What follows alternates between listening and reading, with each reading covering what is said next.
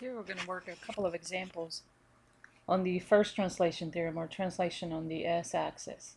And the first one here is actually number 8. So let me go ahead and number 8 in the textbook. And the first thing I see here is that e, the exponential, is a function of t, and so I know we're looking at the first translation theorem. And I do have t minus 1 squared here, and I don't know the Laplace transform of t minus 1 squared right away. But what I can do is go ahead and multiply that out, and I would have here the Laplace transform of e to the 2t times t squared plus the Laplace transform of e to the 2t. Then I get a minus 2t plus the Laplace transform of 1 times e to the 2t. And then you see I get here, using this theorem, I see that this is the same as the Laplace transform of t squared as long as I change s to s minus 2. And this is the Laplace transform of, in fact, I can pull the 2 out.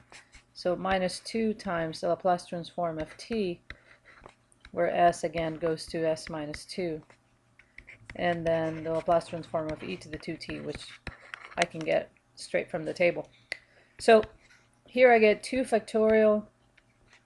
Normally I get s cubed, but instead I do s to the minus 2, or s minus 2, sorry, cubed. And then I have here minus 2 times 1 factorial over, usually would be s squared, but now is s minus 2 squared. And then finally this Laplace, which is 1 over s minus 2. Okay, now here we'll do an inverse Laplace transform, and this one is actually number 16 here. And to do this one, well, I don't really have, this doesn't quite look like anything that I've been looking at. And but what I'm going to do when I see that is that I'm going to try to complete the square using these 2 terms.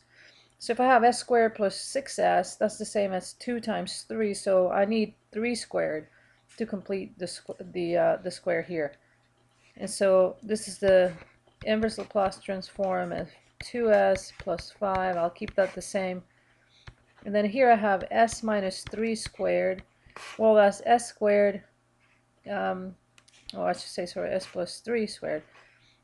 I have s squared plus 6s plus 9.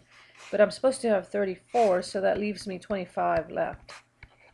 And now this looks a little bit like what something that I can deal with this theorem. Now the last thing that I can do here is write this as the inverse Laplace transform of 2. Well, I need s to be s plus 3 so that it matches. But if I do that, I have 2s plus 6. And I'm supposed to have 2s plus 5. So if I subtract 1, then I have exactly 2s plus 5, just written in a different way. And then I have s plus 3 squared plus 25. So I'll write that in 2 terms. So I have 2 times s plus 3 over s plus 3 squared plus 25. And I'm looking for the inverse Laplace of that.